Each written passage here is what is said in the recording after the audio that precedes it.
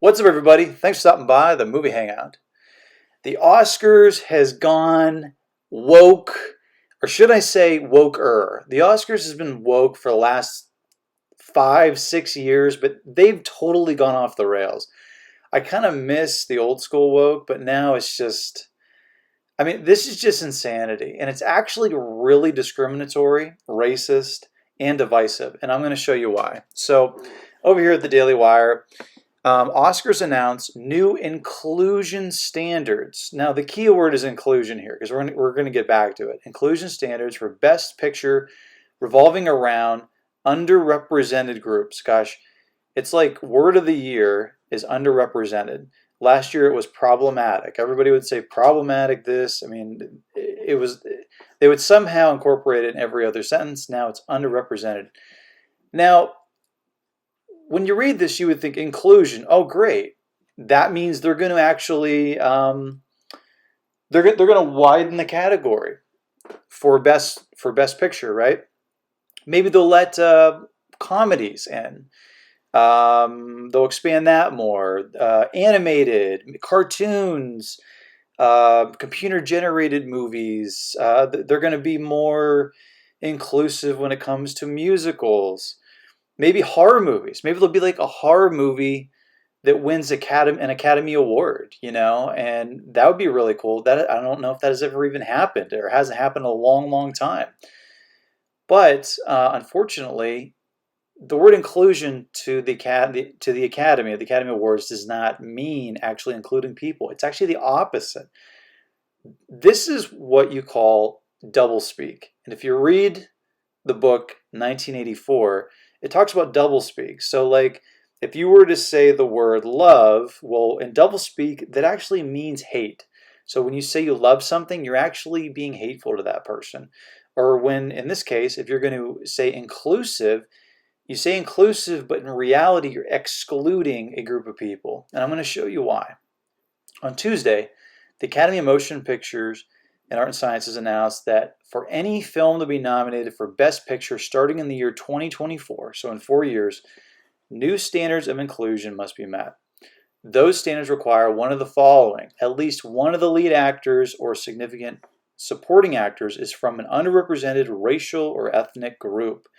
So that right there shows you this is not inclusive. This is actually exclusive because they're going to be picking the movies based on the race of the actor, which I cannot believe in 2020 I'm reading this. I would expect this maybe like back in the 50s or the early 60s, back when Jim Crow laws were in effect, but we're actually going back to that time, and I cannot believe it.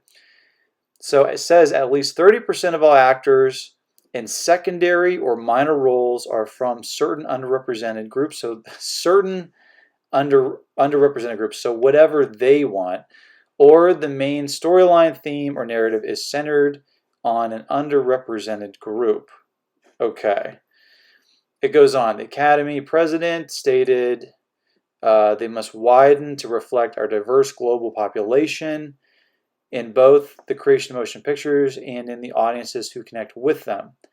Okay, well, as far as from what I could always tell about the Academy Awards, it was the best movies in America, not the world. It was the best films in America, and then they actually had a foreign film category.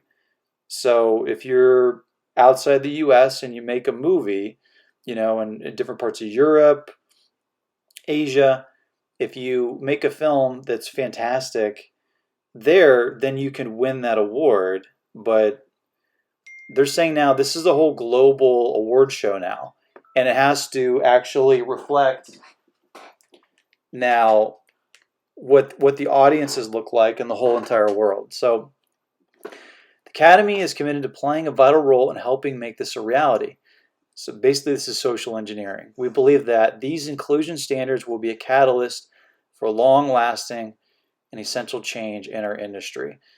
So what this is talking about is the Academy doesn't like what the audience looks like, who's going to see these movies. And they don't like the actors and what they look like in the movies racially. So they're now going to be openly discriminating against people to force the actors to look like how they want them to look. It says in the past years, the only criteria used for Best Picture requirements were to last over 40 minutes. That sounds good. And rules about how, where, and when it would be shown publicly. So it had to have like a theatrical distribution. Under the on-screen representation themes and narratives, standard A, there are 3 choices. And this is under the race or ethnic group. It has to be Asian, Hispanic, Black, Native American, Middle Eastern, or Hawaiian. So if you're European, you are or basically white, Caucasian, you do not qualify. So this right here excludes one race of people. That's called racism. When you exclude somebody based on their race or you target them, that's called racism. That's what it is. The 30% of all actors in secondary and minor roles must come from these groups. Women, okay, so right there has to be a woman, it can't be a man. That's called sexism. When you exclude somebody or target somebody based on their sex or gender, it's sexism. Race or ethnic group, that's racism. They have to be a member of the LGBTQ plus. You know, I don't know how they would check that. I mean, you could just lie. You could just say like, oh yeah, I'm a member of that. I mean, I don't know what they would do. They'd go through your social media. You have to prove it in some other bizarre way. I don't know. And then people with cognitive or physical disabilities who are deaf or hard of hearing or hard of hearing. I mean, again, I don't know how you would. I could see deaf because you could prove that, but hard of hearing, I mean, there's a lot of people that are hard of hearing. What if you're like an older white male and you have a hard time hearing? Would that qualify? And the physical disabilities, I mean, it's just this is just insanity. The main storyline subject must revolve around one of these groups. So here we go. This, my friends, is the death of art. Because when you're told you have to paint a painting a certain way, you have to tell a story a certain way, and you are limited, that's the death of creativity. So you have to tell a story about women. You can't tell one about men. The certain races they choose, and it has to be, you know, based on your sexuality. And I mean, it's just, I was thinking about this. I was thinking about looking at these guidelines. What movies would no longer qualify that won in the past? And honestly, every Francis Ford Coppola movie, so The Godfather wouldn't be even nominated for Best Picture because everybody's Italian. They're European, white, and there's no people of color in that, so that would be disqualified. Apocalypse Now would be disqualified. Patton would be disqualified. Every war movie in America, in American history, would be disqualified. Saving Private Ryan, Schindler's List would be disqualified. I mean, that's just insane. The Departed would be disqualified. The Irishman would be disqualified. Even E.T.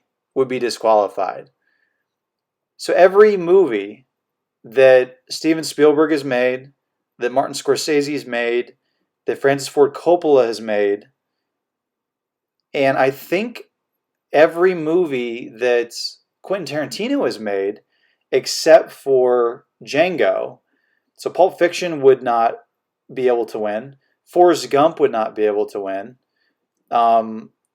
This is just like so stupid. And what's going to happen is that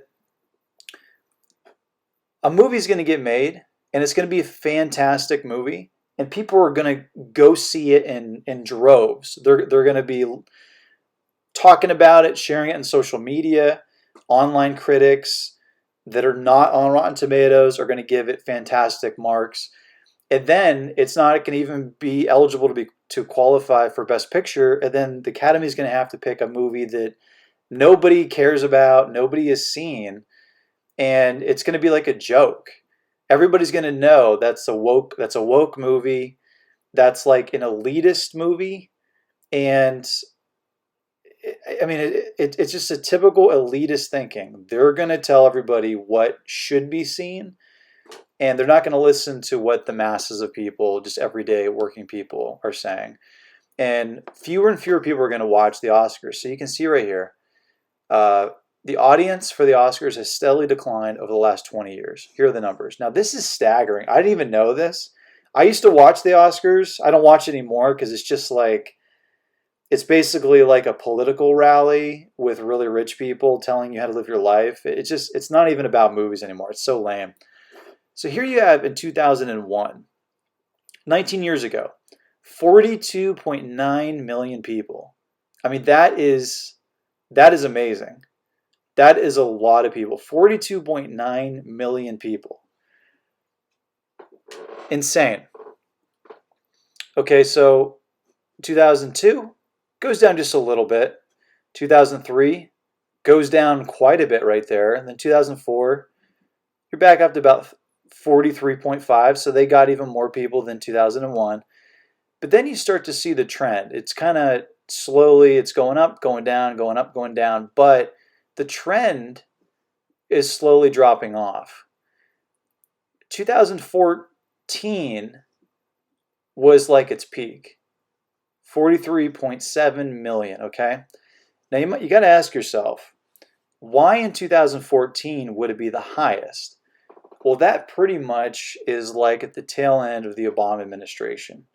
And it's before the amping up of the 2016 elections, before candidates started talking about it and people started thinking politically.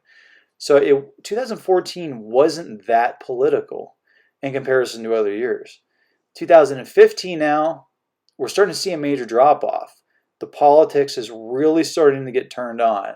2016, huge amount of politics being spewed out because Trump won. Everybody in Hollywood is just going ballistic. They just hate everything. Everything is a political speech. And the movies aren't even like a secondary thought. Goes down even more, 32.9. Then it drops off majorly, 26.5.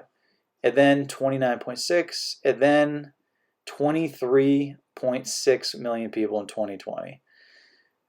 And that's mainly because there wasn't really even a physical show. It was like a Zoom show. But so a lot of people look at that and they'll go, wow, well, that's still a lot of people. 23.6 million people, right?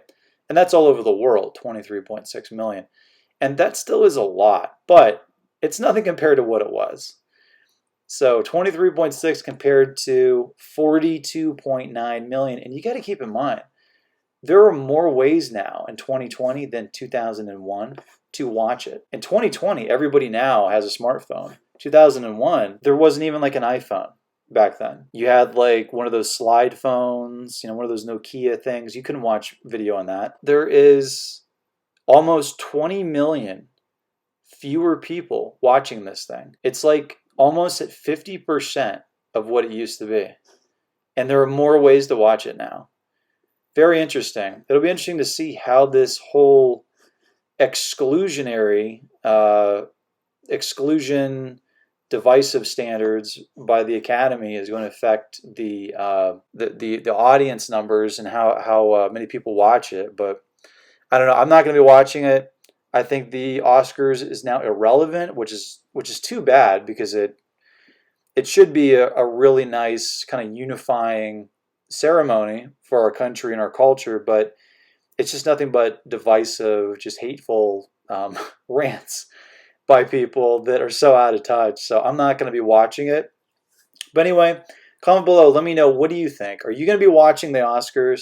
What do you think about this inclusion standard? Do you think that this is going to be the death of Hollywood's creativity? Now that we're not going to be able to get any like big budget military movies, or I mean, even Lord of the Rings wouldn't even qualify, which is crazy, right? Let me know, and as always, if you want to get future rants, reviews, or original content, click subscribe. Later.